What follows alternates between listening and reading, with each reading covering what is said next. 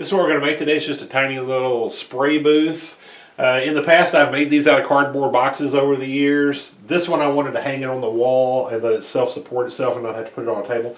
So I made it out of plywood. The reason for this is sometimes my shop's cold and I can put a little heater in here and heat this space, and it'll heat whatever it is I'm painting. I can put the paint can in here and heat all of that together, and then spray it, close the door, and let that heat stay in there until the paint or the lacquer or the polyurethane or whatever cures. It also sucks the fumes out and exhausts them outside so that I'm not exposed to those.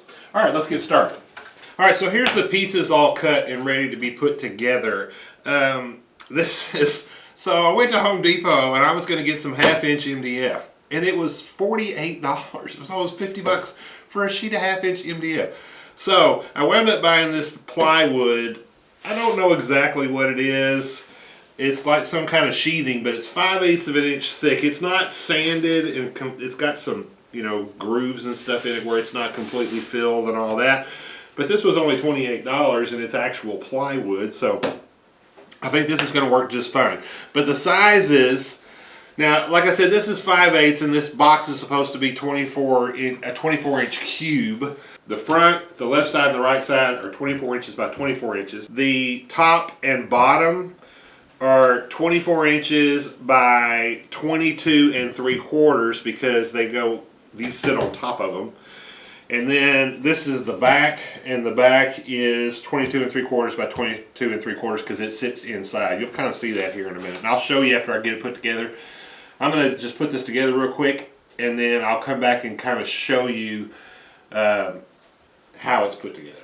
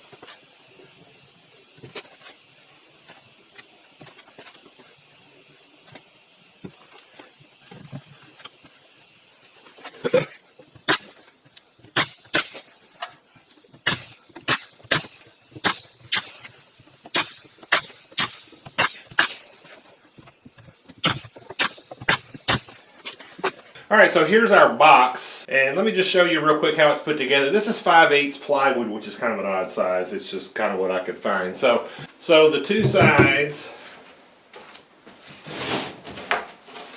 and the door are all 24 by 24. Then if you look at the back of it, the top and the bottom go 24 inches this way, but then they inset inside of these pieces, so you have to knock off of 24 inches whatever these two thicknesses are, here and here.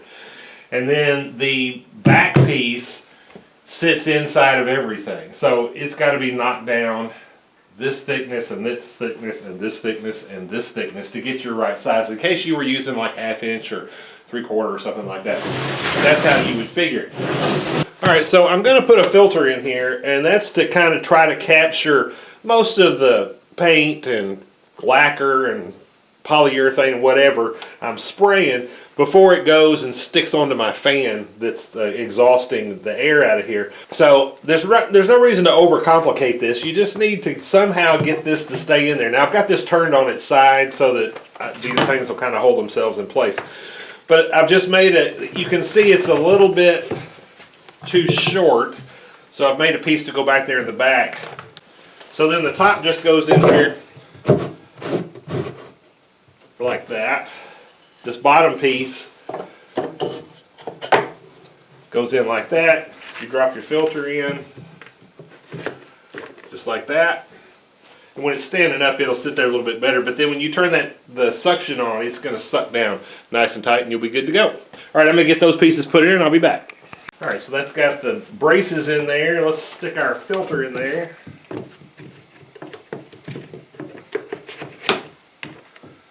Just like that, and it's ready to go. All right, so to attach the vacuum in, I need to put a little piece of 2-inch PVC pipe. So I just got to drill me a hole right here, because I'm going to hook this to my dust collector. My dust collector doesn't actually go into a dust bag into the shop. It actually blows outside. So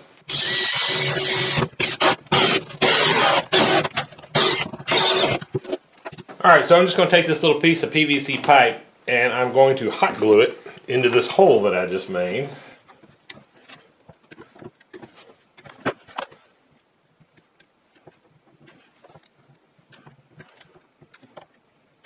Alright, and that'll hold it in place. Just installing some hinges here.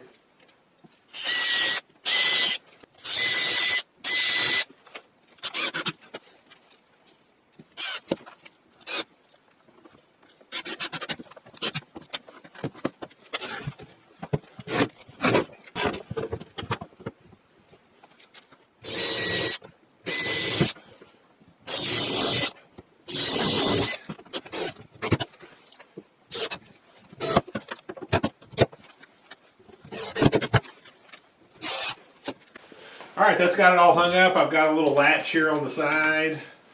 I put a little foot down here. The door actually isn't touching it yet, but the door's kind of heavy, and so I figured if it starts to sag a little bit, because there's not a whole lot of strength in this right here, so if it decides it wants to sag, it can sit on that little foot right there. Alright, well, I hope this was interesting to you. Thank you for watching.